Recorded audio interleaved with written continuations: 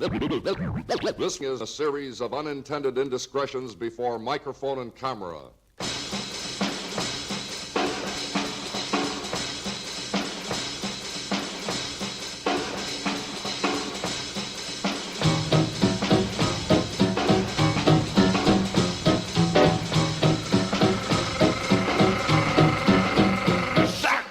Hi guys, Jeff Motard here again. This will be volume 1 in a series of shit I got for my UK tour. So I've installed the first things I purchased today,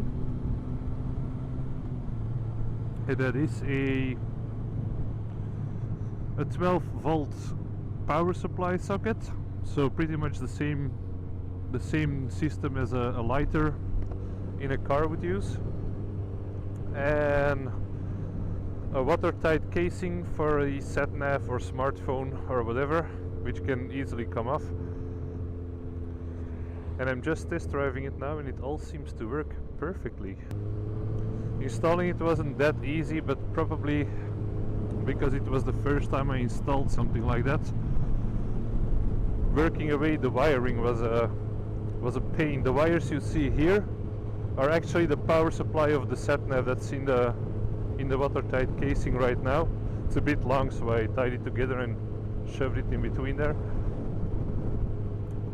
But the wires from the power socket I managed to work away as good as one can expect from someone who hasn't done that before. But for that I literally had to strip a lot of shit off my bike. Anyways, I started the install around 3:30 this afternoon. I was done about around 6 o'clock. But the main reason why it took that long is because on this bike you really don't have any space to install anything.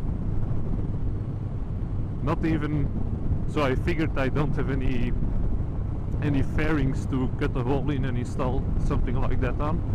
So I took one with a handlebar install. I don't know if you can see it. But even then, the handlebars are not very spacious on FC8.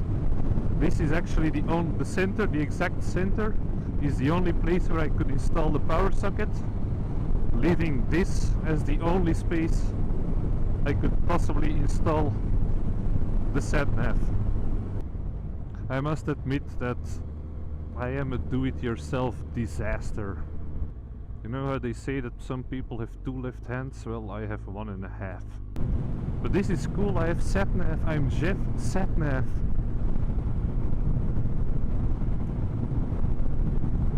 It was worth the trouble. It looks like shit, I know, but if I can choose spending 500 euros on a new waterproof sat-nav or spending 45 euros on a watertight casing for the sat-nav I already had, I wasn't using anymore because it was my new car has a built-in sat-nav, so I didn't use this one for anything anymore. In any case, would I recommend it to a friend? I don't know yet, I haven't driven in the rain. But there is an extra cover to put over this watertight casing as well, in case it's really pouring. They advised me to use this. It's from Givi. It's an Italian brand with who make like all sorts of accessories for motorbikes. From what I understood, they're not that bad. There's a reasonable chance my luggage bags will be from Givi as well, because the store I always go for all my bike shit is a Givi dealer, so he has held Givi, IXS, and yeah, a few other things, but not too many. Boom!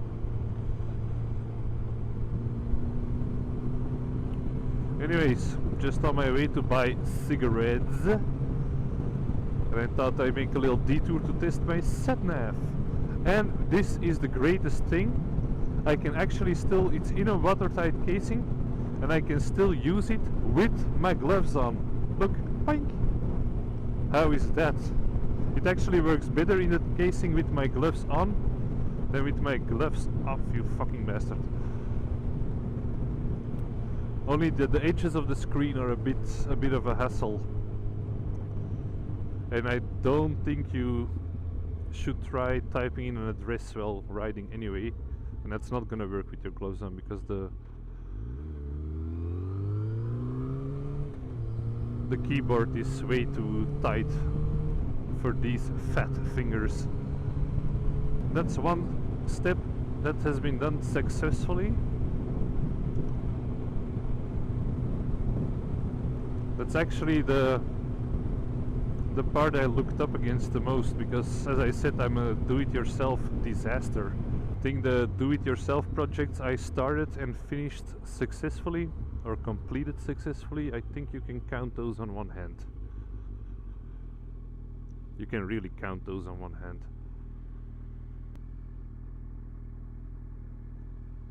Yeah, it's still accurate.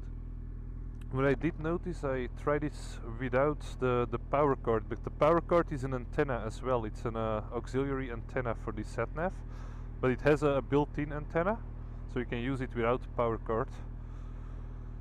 But then it started, yeah, it was a bit off from time to time when I entered smaller roads.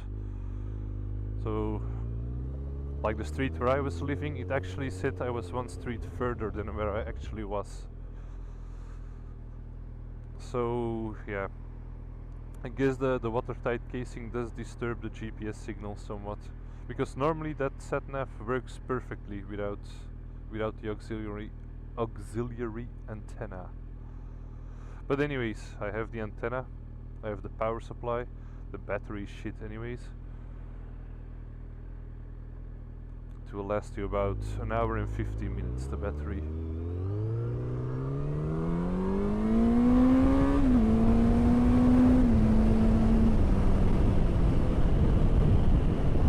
Oh yeah! I got a confirmation today that my insurance issue is handled. My old insurance got destroyed, as they call that, literal translation, so the policy was cancelled, let's put it that way, and I got a new one, costing me less than half what they were asking. My insurance now for next year will cost me 360 euros, so it's a bit more than I paid last year, but okay, I don't have another car insured at that company, or another vehicle.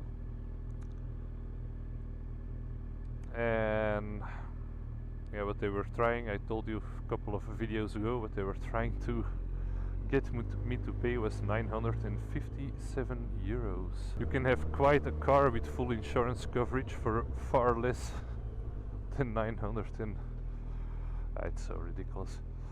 But in Belgium, you have to be careful in Belgium. Some insurance companies are specialized in